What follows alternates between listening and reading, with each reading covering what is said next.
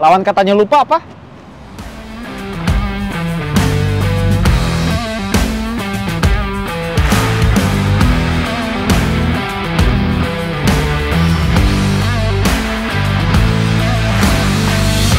Ya, jadi sorry buat opening yang garing tadi. Sekarang langsung serius, kita mau bahas ini. Ini adalah Haval H6 Hybrid. Kita udah pernah bahas mobil ini waktu itu di Senayan, video di sebelah sana. Tapi, ini bukan pertama kalinya Autonet Max ketemu sama Haval. Autonet Max ketemu sama Haval itu bukan di Jakarta, tapi di Batam. Waktu itu Grady ketemu sama Haval yang kembarannya, bajakannya Toyota East. Tapi sekarang ini adalah sebuah crossover atau SUV yang seukuran sama Honda CR-V, Mazda CX-5, dan Nissan X-Trail. Dan mungkin juga Toyota RAV4. Tapi bedanya di harganya jelas. Kalau di Indonesia, Toyota RAV4 itu cuma ada yang GR Sport dan plug-in hybrid. Harganya 1 miliar lebih. Honda CR-V hybrid 800 jutaan. Haval H6 hybrid ini 500 jutaan. Mungkin 500 jutaan gede kali ya. Dan kalau kalian lihat, dia tuh mukanya mentereng banget kayak Peugeot. Tapi bagian samping, kiri, kanan, belakang itu relatif main aman. Mungkin karena Haval tahu nih, mukanya udah mentereng. Bagian lainnya harus didesain aman. Karena mobil ini mengincar banyak orang dan harus terjual sebanyak mungkin. Pelek 19 inci, ban Goodyear, tapi bukan penampilannya yang unik, tapi nama dari platform dari mobil ini. Buat yang belum tahu, platform mobil ini adalah dinamai sebagai, gue nggak bercanda, Lemon. Gue nggak bercanda, serius, cari aja sendiri, nanti kalian juga tahu. Nah, Lemon itu adalah singkatan. Kepanjangannya adalah Lightweight, Electrification, Electrified, Multi-purpose, multiguna, Omni Protection, Safety, dan Network. Disingkat Lemon. Lama-lama Great Wall Motor bikin platform namanya durian aja kali ya.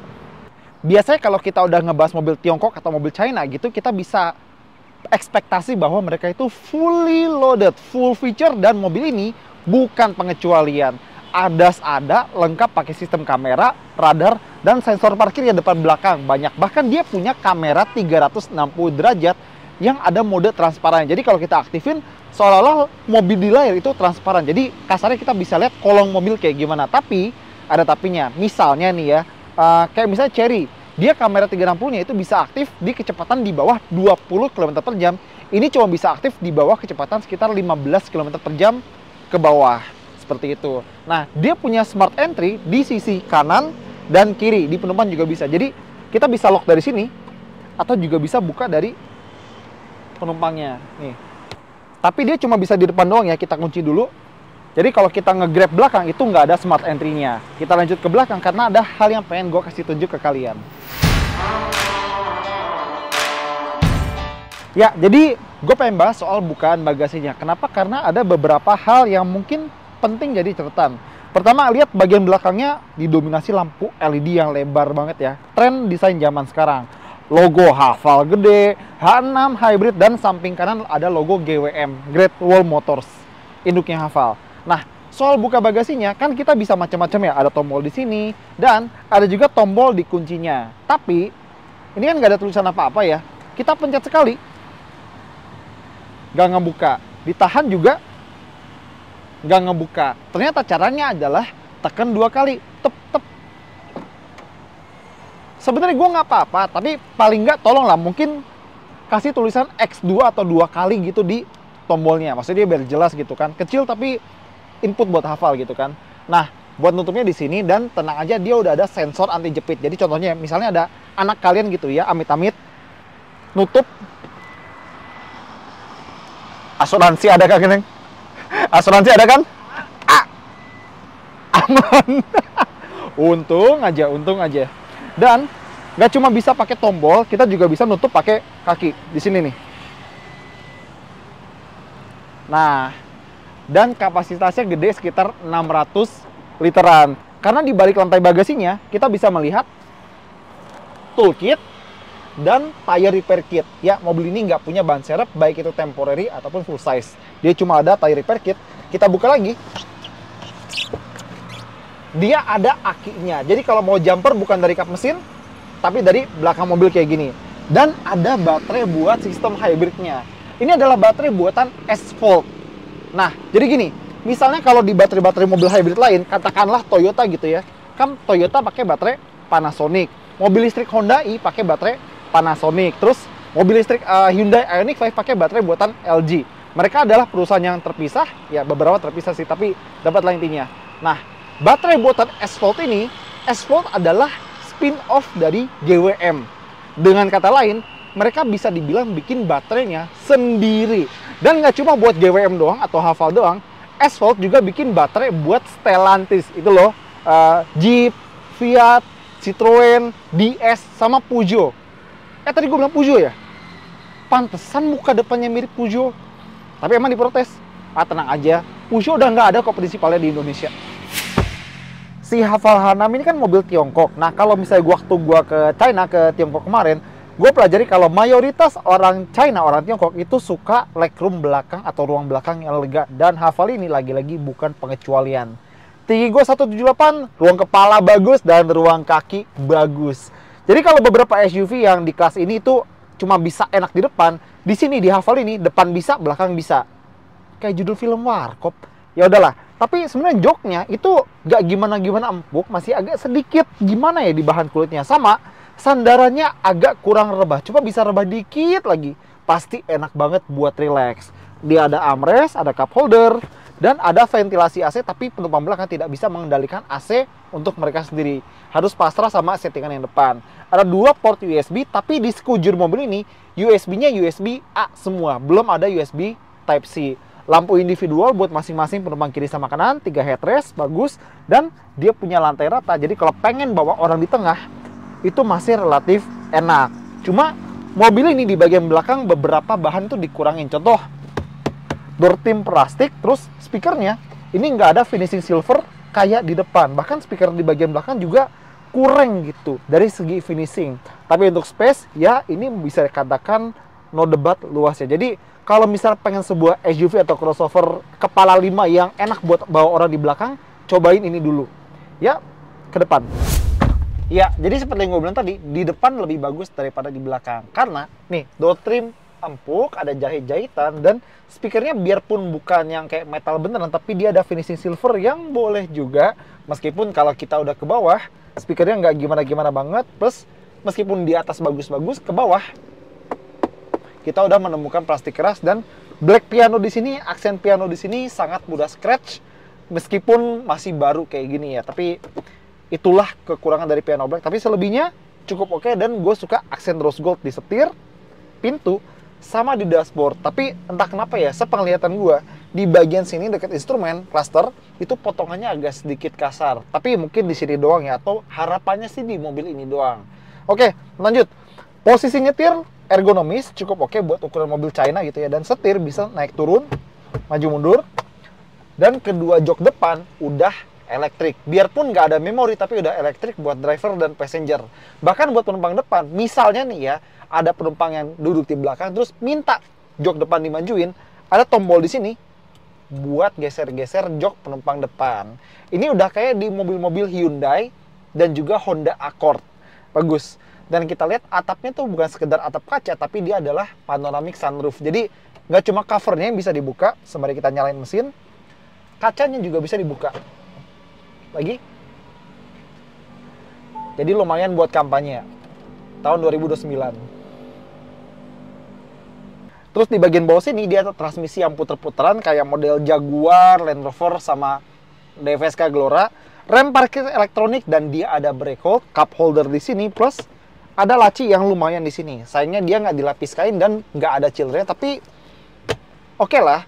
Nah, sekarang gue pengen bahas beberapa feature ADAS-nya. Jadi seperti gue bilang, dia ada kamera buat ADAS, radar buat ADAS.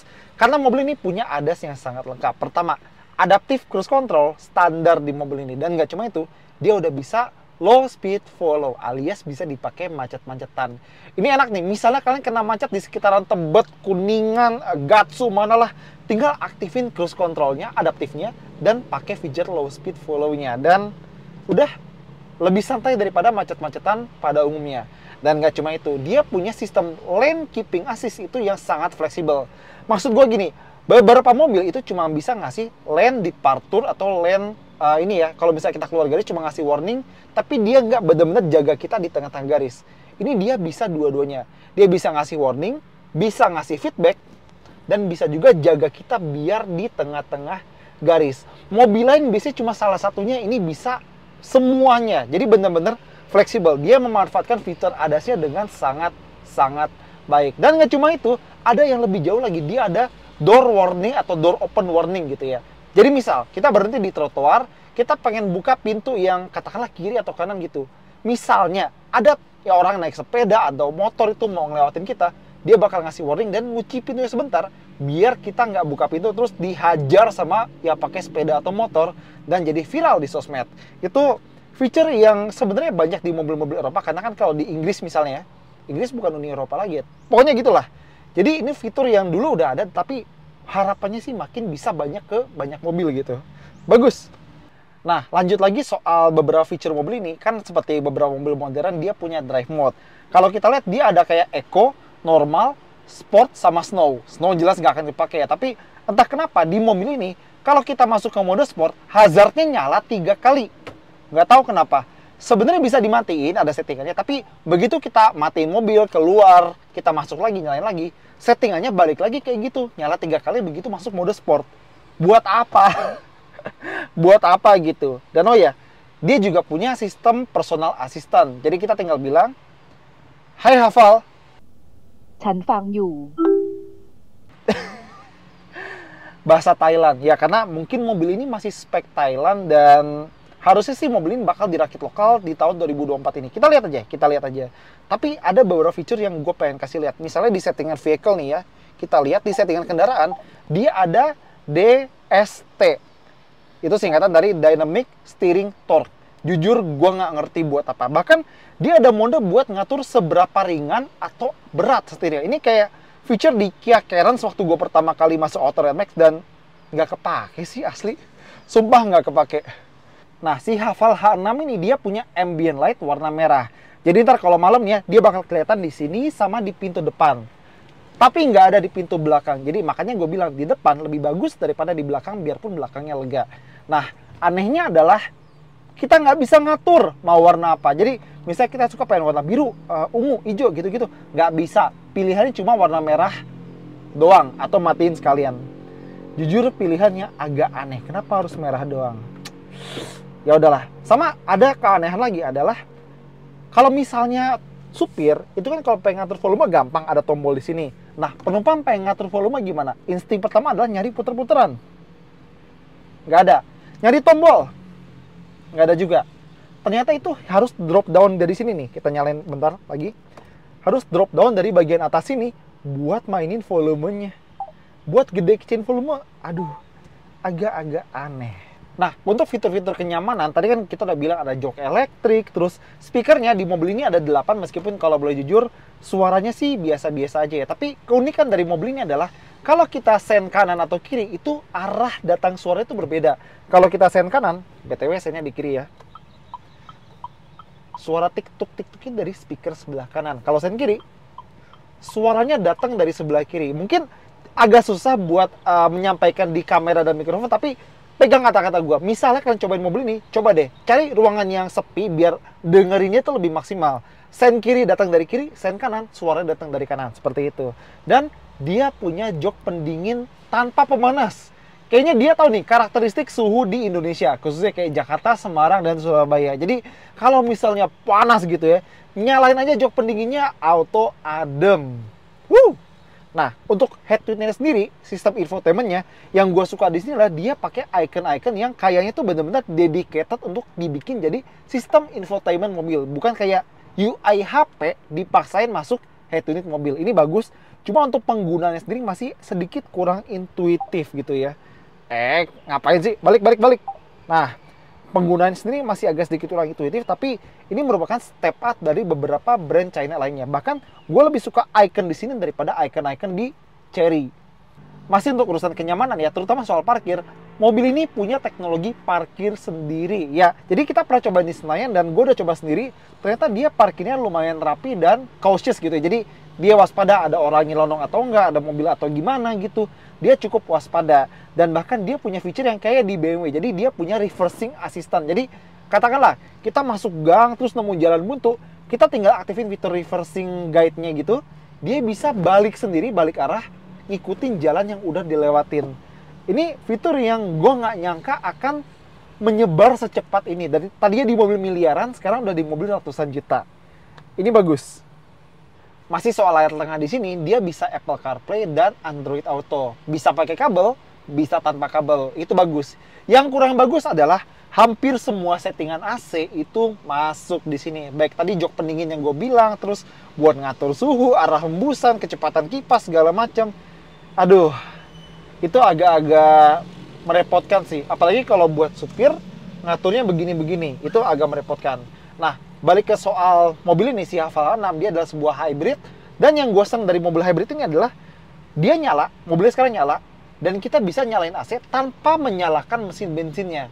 Ini penting, kenapa? Dulu waktu gue cobain MG VS, kalau AC-nya nyala, engine-nya nyala. Itu agak-agak, gini deh, pernah nggak kalian misalnya lagi parkir di SPBU gitu, berhenti sebentar, misalnya pengen beli minum atau ngambil duit di ATM, terus teman kalian atau pacar atau istri atau pacarnya istri gitu pengen, gue di mobil aja nggak usah turun, kita tetap bisa nyalain AC, bikin dia nyaman dalam mobil tanpa membuang bensin secara percuma. Itu hal kecil yang kadang kita nggak sadarin, tapi dengan kelebihan mobil-mobil hybrid atau listrik seperti ini malah bikin nyaman. Jadi penumpang di dalam bisa tetap adem tanpa kita membakar bensin secara percuma.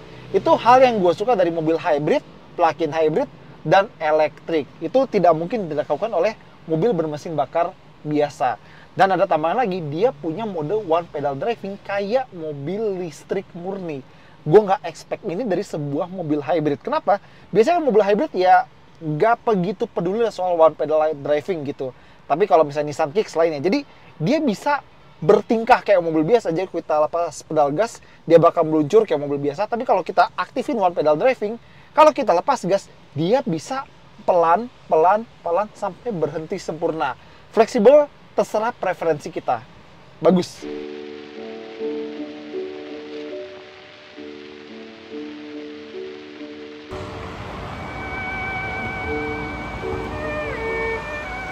Ya, sekarang waktunya nyetir Haval H6 Hybrid ini. Pertama kali nyalain sistem hybridnya ya.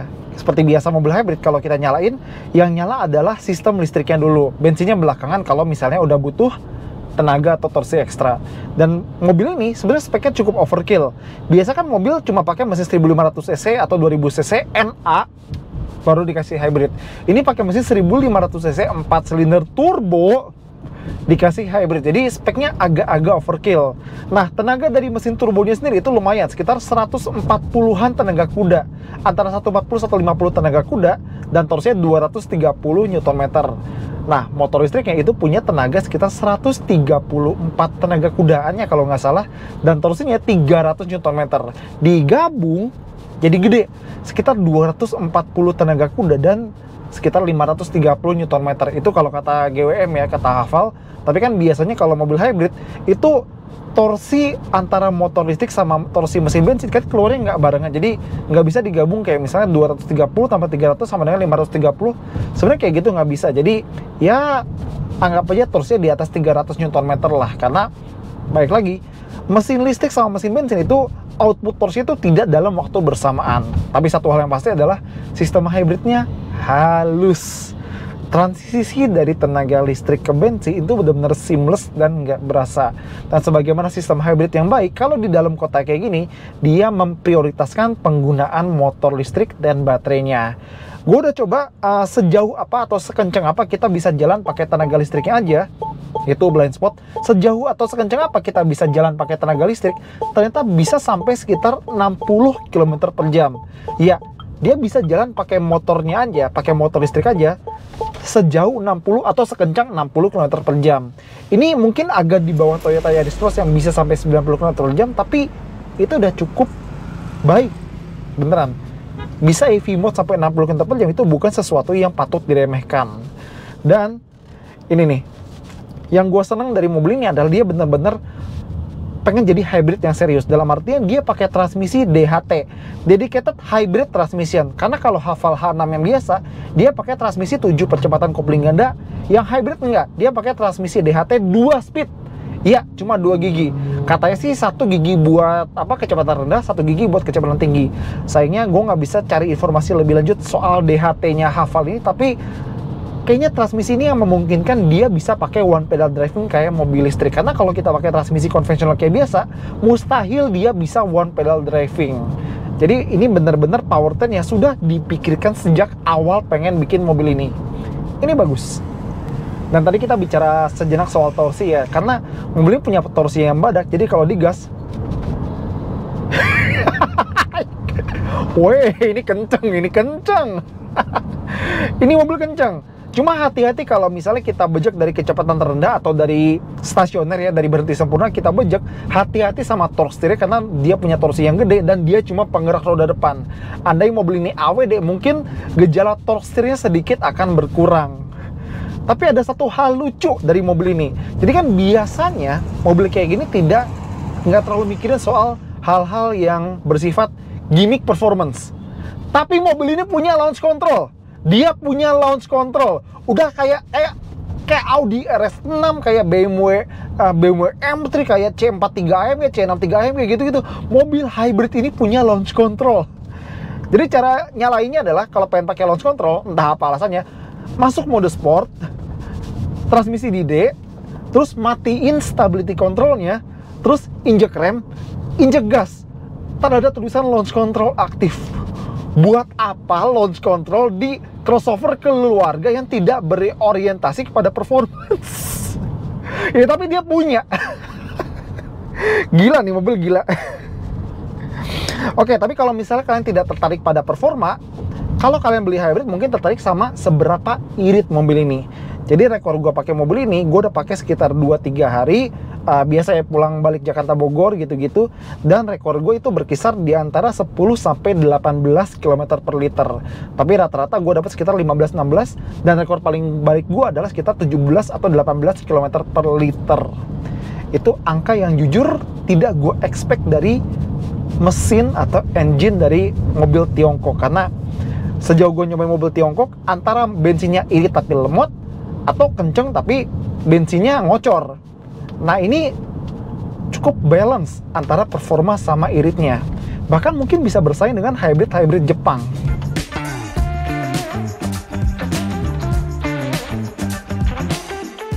Tapi balik lagi, hasil antara 10-18 km per liter ini adalah raihan terbaik kita. Kalau misalnya kalian cobain mobil ini atau punya mobil ini, mungkin aja hasilnya beda sama yang kita dapatkan, tergantung dari ada berapa orang dalam mobil, terus bawa barangnya banyak atau enggak, jalan kemana, dia macet atau enggak, gitu-gitu, banyak lah pokoknya. Bahkan termasuk juga kualitas bensin yang dipakai juga mempengaruhi. BTW, mobil ini minimumnya 92, round 92, recommended round 95. Nah, lanjut lagi ke soal berkendara. Kalau misalnya kalian pengen mobil yang kedap, mobil ini bisa mengakomodir dengan baik.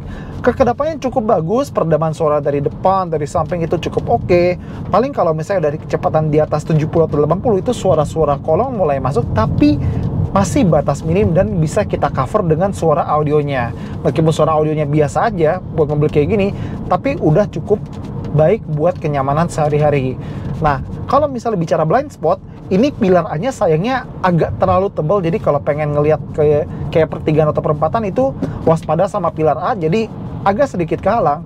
Untungnya karena dia tidak mengandut ala-ala coupe, jadi kan kaca belakangnya itu cukup tegak, jadi ngelihat ke belakang itu masih enak di mobil ini.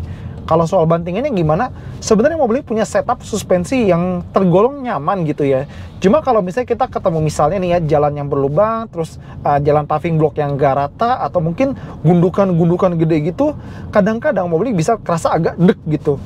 Jadi mungkin gara-gara peleknya yang gede ya 19 inci, padahal mobil ini pakai pelek 19 inci itu masih agak kerasa lowong, kayak masih bisa dimuatin 20 atau 21.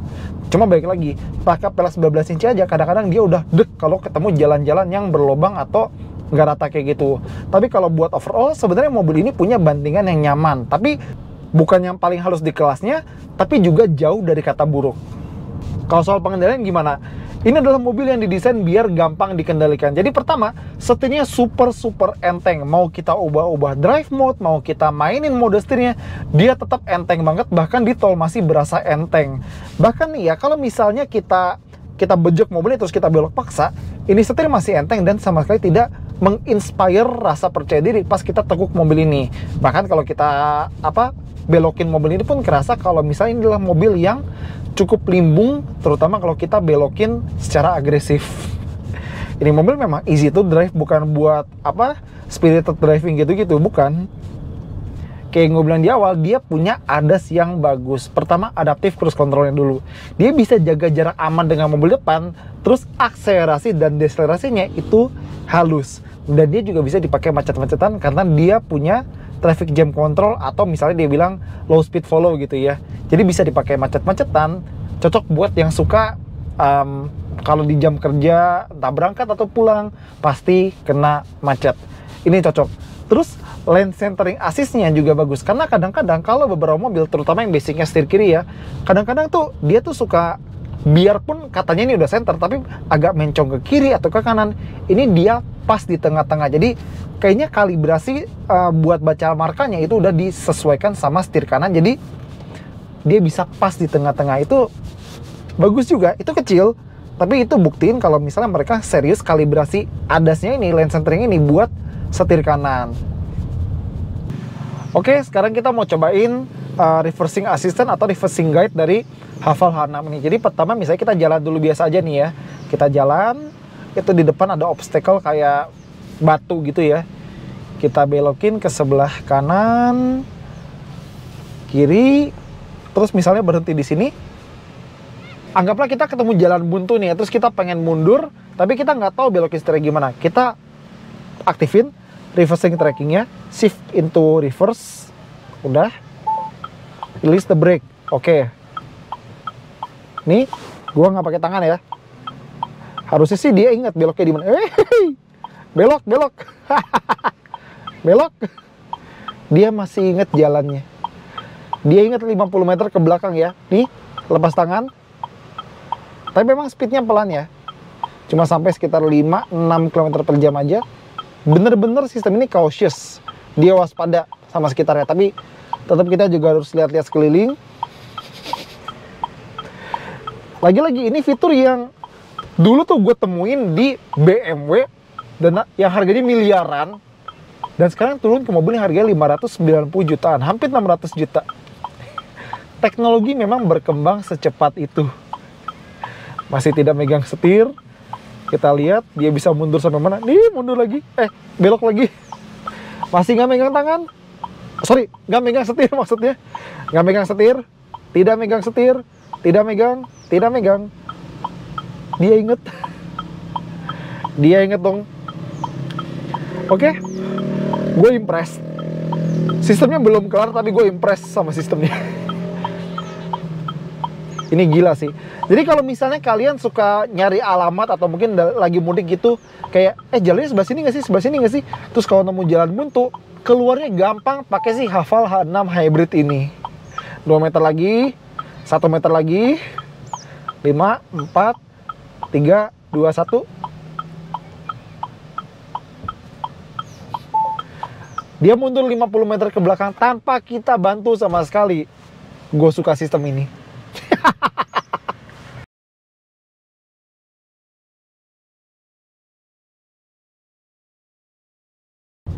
Nah, masih ada hal menarik lain di Haval H6 Hybrid ini. Jadi kan dia punya kamera yang ke arah depan, jadi dia nge-scan atau ngebaca kondisi jalanan, dan dia bisa nampilin di instrumen, ada gambar mobil, motor, truk, dan marka jalan. Plus dia bisa bedain marka putus-putus sama marka yang nggak putus-putus. Tapi bedanya adalah kalau misalnya di beberapa mobil kayak misalnya Honda Civic RS ya, kan kalau kita injek rem, mobilnya di gambar instrumennya kan lampunya ngerem juga, lampunya nyala juga, lampu remnya gitu kan. Kalau kita ngesen, lampu sen di instrumen nyala gitu-gitu. Sayangnya di mobil ini enggak ya. Jadi ya sedikit gimmick yang agak sayang untuk terlewatkan, tapi ya udahlah, itu bukan deal breaker. Itu kecil doang kok, kecil, nggak apa-apa.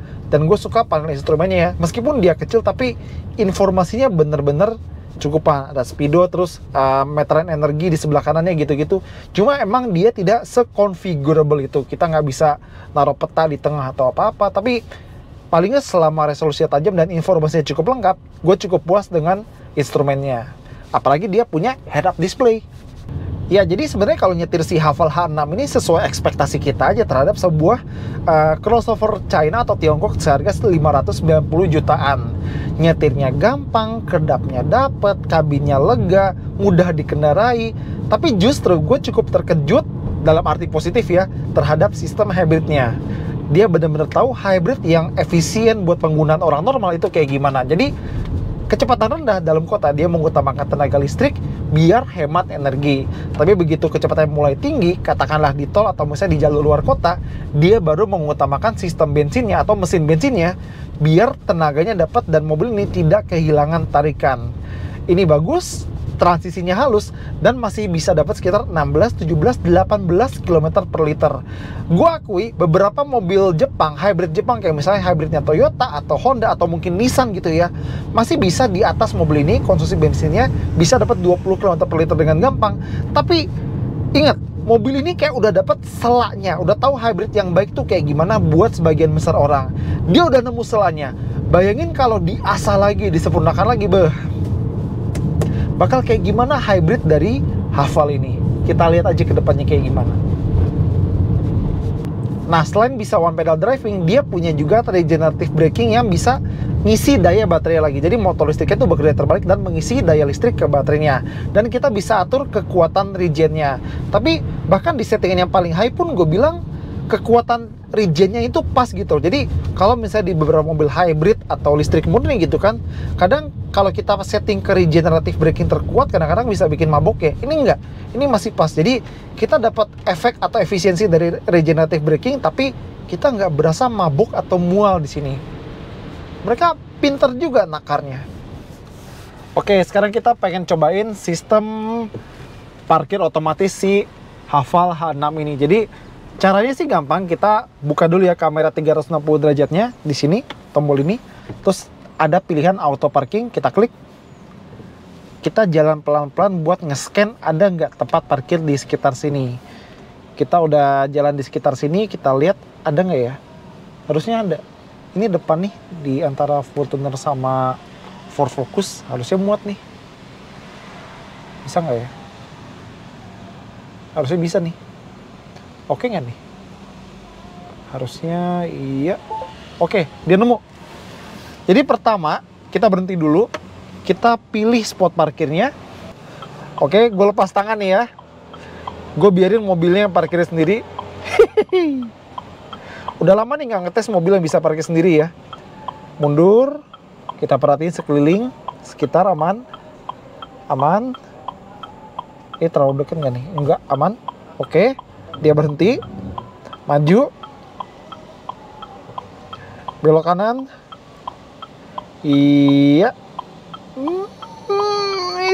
iya, agak mepet sama tembok atau kaca depan ya. Dia mundur, lempeng, lurus, iya, kiri dikit, dia ngatur, iya. Selesai. Boleh juga nih mobil satu. Sistem auto parkingnya rapi, jadi jarak antara mobil kiri sama mobil kanan itu pas ya. Boleh juga, ini cocok buat kalian yang punya trouble parkir sendiri. Tapi tetap harus belajar latihan parkir sendiri ya. Nggak boleh ngandelin sistem aja. Mau ada semua parkir sendiri, kita tetap harus bisa punya skillnya. Nggak boleh ngandelin mesin doang atau komputer doang.